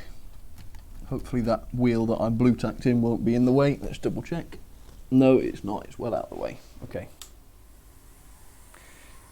To be fair to it, it does run very well. Look at that, it's good and quiet. Let's try a slow speed. Well, the slow speed's not brilliant. Well, that's alright. Pretty good then, pretty good on the slow speed. Okay. Well, you live to see another day, Mr. Virgin Class, well, 37 as I call it on my list. I'll have to update that. I'll write a note to get that changed when I next print off the list. Right, goodbye, 37, 47, confusing myself now. Right, let's give that a begrudgingly, well, a begrudged tick, there we are. August 18, August 19. Right, anybody getting fed up yet, or shall we do one more? I've got another one to do, so let's do that. Right, I forgot to give a tick to the star class, so I'll do that. The Virgin 47. And finally, we have a class 25. They're quite nice to do. It's the weathered version, which is even nicer because it's simple, and I think I may be right in saying that this version has got the CD motor conversion, which means I haven't even got to strip the motor down, which is nice, very nice. But don't speak too soon on that. I think that might not be the case. So it is the weathered one, right? Yes, weathered. And I've even put to be filmed on this one, so obviously I wanted to show this one for some reason. Right, added Hornby coupling, serviced. So yeah, this is one that another previous owner weathered, made it look really nice. In fact, I reviewed it, didn't I? Not long ago, I did an express review of it. It's a lovely thing. Rat. Yes, it's a rat. Gennaro says more. All right, we'll do another one. I'm only doing one more Pizza Pro. I haven't got the strength to do 2 more, or any more. Right. The only trouble is where is the class 25? I won't tell you what I was doing because it will spoil the surprise, but I had all the diesels out not long ago, and consequently they've all gone back in different places, and I'm a bit lost, to be honest. So just bear with me, chat amongst yourselves or whatever, and I'll try and find the class 25. In fact, I think I do know where I put it. I think I may remember. Let's go and check. I think I put it in some of these drawers. Yes, I did, because it's quite lightweight, and these drawers can't take a lot of weight, otherwise they pop out and fall down. So I put the lighter locos in. Right, ta-da! There she is. And look at the weathering job on it. This only cost me about 20 quid, or thereabouts. It certainly wouldn't have been more than 30. Oh yes, I know why I wanted to show this to you. Right, look at this, if I get the body off. It's not necessary to take the body off, but as you can see, we've got a lighting system inside there, and it's all connected with these screws.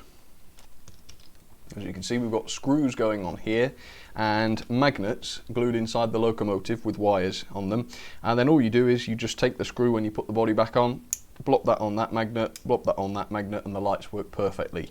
Now, if Hornby did something like that, obviously not using screws, you'd use something square so that they plug together really nicely. That would be brilliant, because one of the biggest pains when taking a loco apart is having wires in the way, but magnets work so well, and those little neo magnets are so cheap. Anyway, enough waffling on about that. Let's get this apart and let's get it cleaned. Right, it doesn't have the CD motor on it, which is a shame, but never mind. Okay, let's take this to bits then. Take these wires off. One wire looks like it's stuck on. Oh no, it's not. I can get that off. Come on, come on. You know you want to come off. What I do is, you see this... oh, I can't get this off. Right. I don't want to break it, obviously. There we go. I always solder to these sort of gear holding brackets because it's metal, it's easy, it's sort of copper, you can easily solder to it. Problem is that joint is a little bit too big. I did this a long time ago. These days I'd make sure the joint was smaller so you can get it out easily. But yeah, it's often the best place to solder to on the chassis because it's held in very nicely, so it's always 100% live.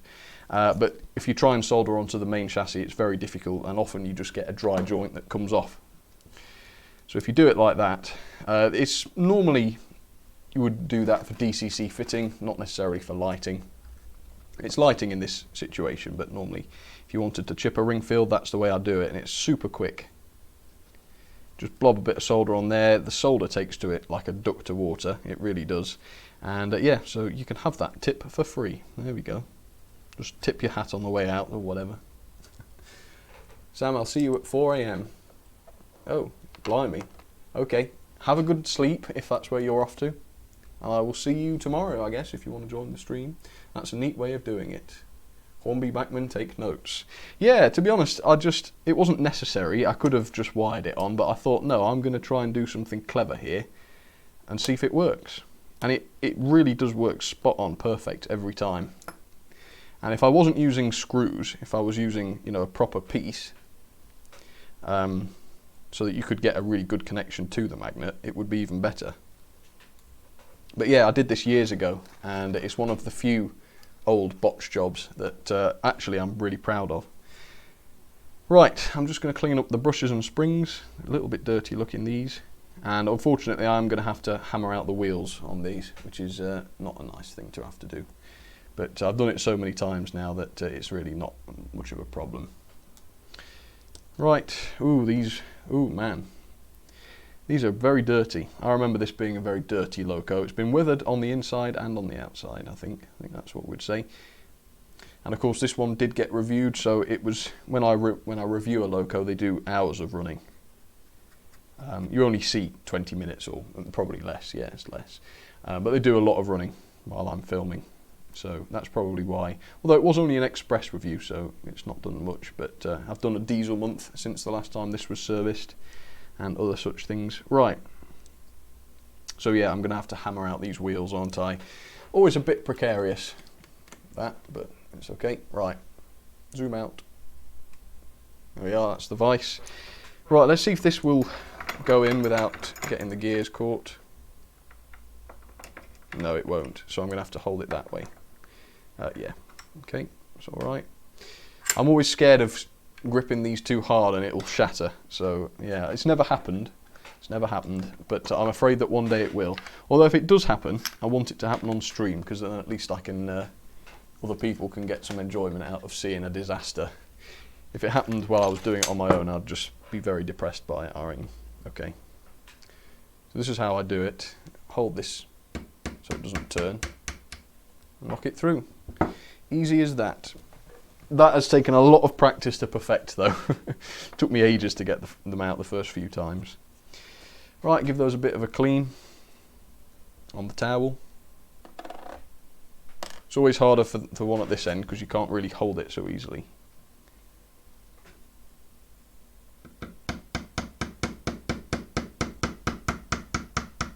Oh, this one's a tough one. Yeah, it took a few more hits to get that one out, but it is out. Ah, that was nice and easy. I dare you to try that. But if you can get good at it, it's quite satisfying.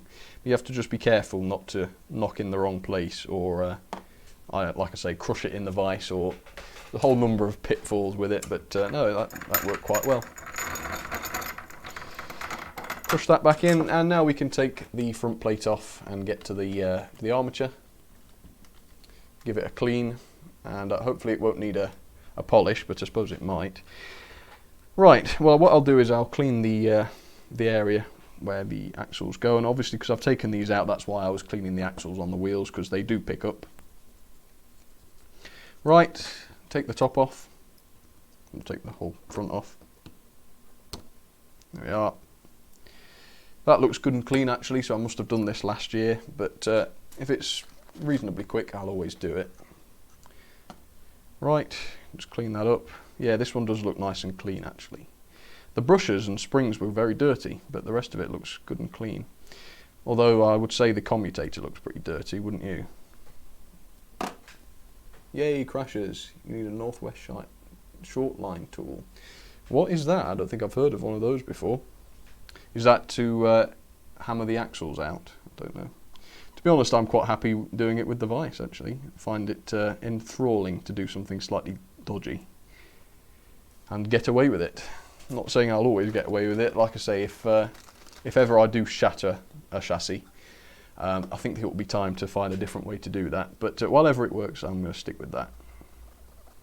Okay, this is good, so I'm not going to have to polish this with the Dremel. I'm just going to clean it up like this. Again, I can see there's no dirt really between the gaps because the gaps are so large on these. So I'm not going to shove a needle or a pin in there. Just make sure they are cleaned like that. There we go. It's nice. Go inside there. Make sure there's nothing inside. Yeah, it always comes out dirty, that. Just make sure that gear is, yeah, that gear is firmly on the shaft. That's good. And yep, that's looking good to me. So let's put the end back on. Oh, I'm getting ready for a rest now. I've been doing this for a long time. We are, bend that into shape. Has that got on properly? Yep. Well, that goes round nicely. There we go. Let's zoom out again just so I don't stray out of shot. And what shall I do first? I think I'll do the brushes first and then the wheels. Yeah, that's one brush. Two brush. One spring. Right, let's please, dear goodness me, let these springs go in easier. As you can see, these have got the indents. Can you see that? There's like a little indent on that thing, on the spring holder, and that keeps the spring in place while you push it down, and afterwards, I suppose. But that's way better. You want that. I'm going to give this spring another clean, because it still looks grimy. I suppose you can file these as well. I do sometimes file these springs. You've got to be careful not to let them ping away. Right, I will file that one, because it's not very shiny on this end. There we are, that's fixed it immediately. Okay, perfect. I'll still put the non-shiny end on the metal holder just to be on the safe side. Oh, come on. I'm struggling with the one on the right hand side today, aren't I? I struggled with that one last time. Come on. Oh, I've gone and got the brush out again now. Right. Come on, this will be the time. This will be the time. Go on, in you go. Right. Oh, come on. Stay put. It needs to sit on the spring. The brush does. Right. It's in. It's in. Right, very nice. Okay, let's give the motor a little bit of a thrash then before I put this together. And then we will reassemble and I'll show you how the lights work. There's a rectifier on the lights, so they'll come on in either direction. Well, that didn't start up too well. Although, to be fair, I haven't oiled it. Again, I didn't test it on the multimeter, which I perhaps should have done. But I'm trying not to take forever being on stream, but normally I would test it with the multimeter. There we are, started alright that time. Even if you do shatter a chassis breaking on, it isn't really a reason to stop a method that clearly works well for you. Yeah, that is true. Well, it depends, because it's only because I haven't looked into any other method. I mean, if there's a tool that will do that job, which there is, you can get a press or whatever, then yeah, that would work. The only other way would be to find a way to sit it down on something and then just knock the wheel through. That might be better, rather than putting the chassis under pressure. But yeah, in those days they didn't use sort of cheap, nasty materials that had Mazak rot. But I think it's if I ever do that with a chassis that's made of that horrible lead poisoned Mazak, then it's going to shatter. But to be honest, do you really want to keep a chassis that's got Mazak rot? I mean, you want to get rid of it, and I think shattering it in a vise has got to be the most entertaining way of disposing of it, rather than just binning it. I remember there was once a Fowler 4P chassis that was just constantly cutting out. It was, whatever I did, I would fix the pickups, I would make sure every connection was right, but for some reason it just kept cutting out, and in the end I bought a new chassis on eBay and took the old one downstairs and beat it with a hammer. And I didn't like to do it, and I've never done it since, but I have to admit I enjoyed it. But sometimes you've got to, because I'm not just talking a day, we're talking weeks of trying to get this loco to run. Doing something to it, getting it all back together, thinking you've fixed it, put it on the track, and 5 minutes later it does the same thing again. So it'll never hurt anybody else, put it that way. And I've got the older chassis on that now, and I tell you what, it's never cut out, never. So it knows better, clearly, it knows better than to cut out. Right, this is going to be fun to get this back in. If it doesn't go in, I might have to desolder it and do a better joint on that later on. Oh, do you know what though? It's gone in. It has only gone in. I wish I had the time and the effort to service my locomotives. Well, you should have the effort. Come on now. Right. Oh, I think I might have to assemble this because there's all these wires everywhere. It's a very tough wire on that piece. Right, let's put this back together then, and I'll save testing it until it's all back together. Shouldn't really do that, you should test it as soon as possible really, but never mind. Right, which way does this go? It goes that way.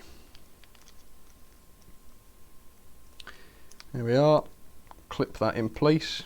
I always struggle to get the class 25s back in place like this, but yeah, that's right. Then it goes this way. Let me orient this so that I know which way it's going. Yeah, that piece goes on there, like that. There we go.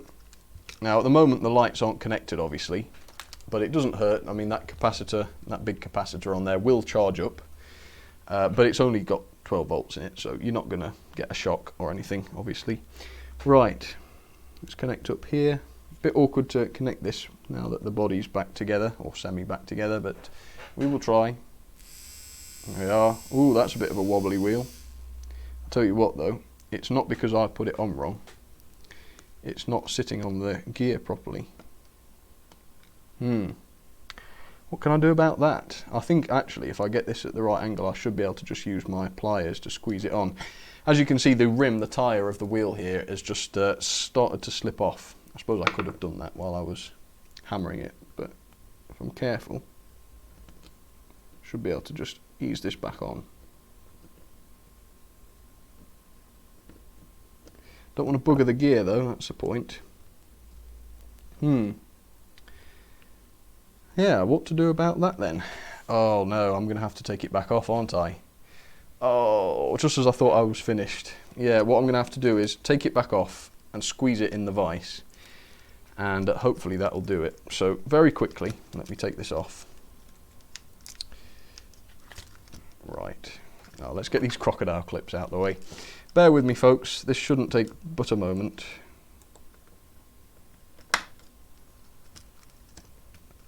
Right, carefully does it. Let's just take these off. That one doesn't have to come off. Right, which one is it? It's that one. So if I squeeze that in the vise, you're not going to see this too well, so I will talk you through exactly what I'm doing. So I'm getting this squeezed in the vise. I'm hoping I won't have to take the gears back off it again, but I might. No, shouldn't have to, shouldn't have to. In fact, I'll tell you what, once I've tightened this in the vise, I will turn the camera around so that you can see. There's no point doing this if you're not able to see. So all that I'm going to do is I'm going to hammer that wheel out again. Which one was it?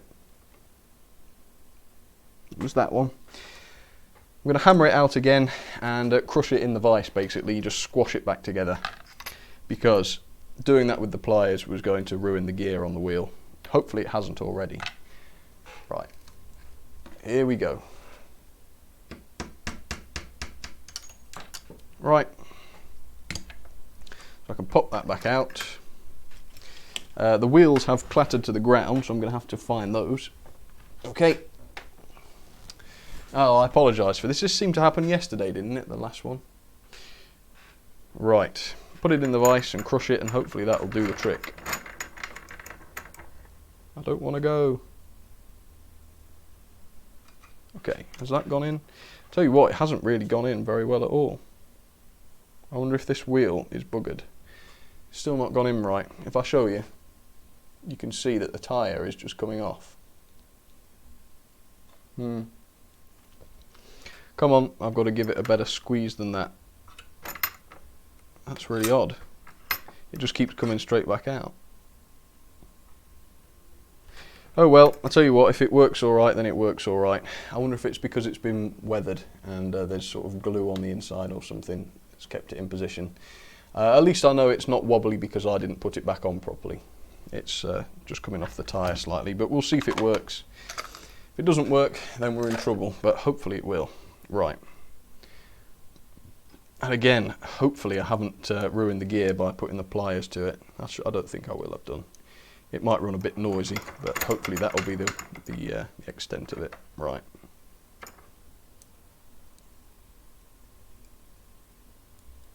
Right, that's on properly. So now we've got to go through the infuriating process of reassembling this for the second time. And then once it works, I'll clean the wheels Well, hopefully it will work, let's hope. Fingers crossed, please, everybody. Does anyone remember the reference? I don't think so. Sorry, I wasn't paying attention. Right, so it goes in that way, I think. Yeah, that's right. That piece goes on there. You see, that was the biggest... I fell into a trap there, didn't I, of reassembling the thing before I'd tested it fully. Yeah, shouldn't do that. And I do know better, because I said at the time I shouldn't have done that, but...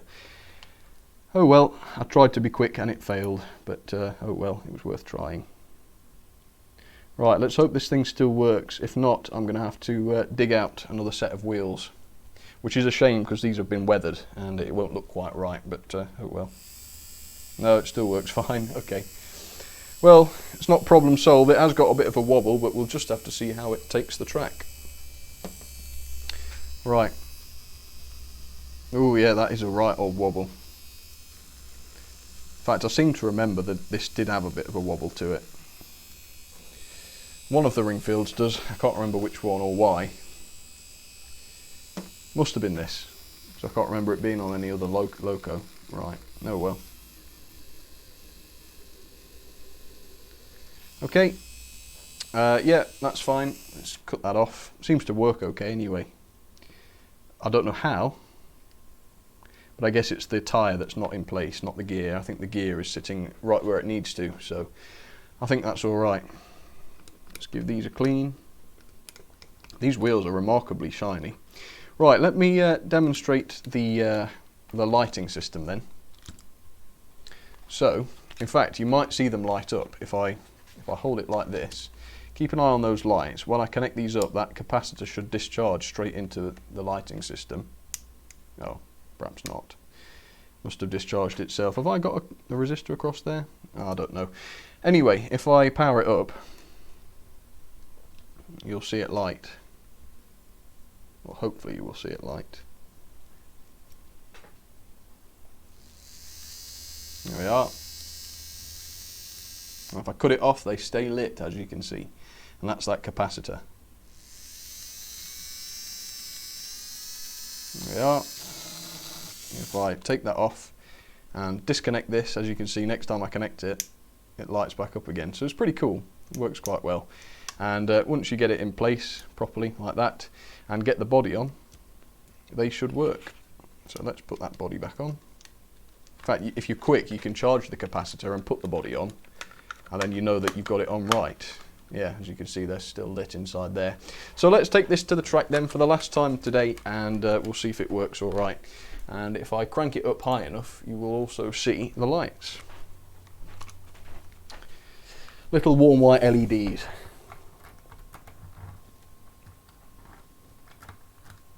There we go. If I give it some speed and then show you. Yeah, you can see the lights are charged up and working inside there. This is quite cool. I've always enjoyed that. It's quite good. Again, I did that ages ago. There we are, and yes, it has got a wobble, hasn't it? Bless it. But it does work okay. Let's try it on the curves. Yeah, seems alright to me. Oops. It's just gone over a point the wrong way. That's not going to help. That was the non-powered bogey though, I should say, so we're alright. Let's try that again. Nope, nope, nope, we're okay. Okay, that's good. Right, let me pop that back, and I'm going to start saying my goodbyes.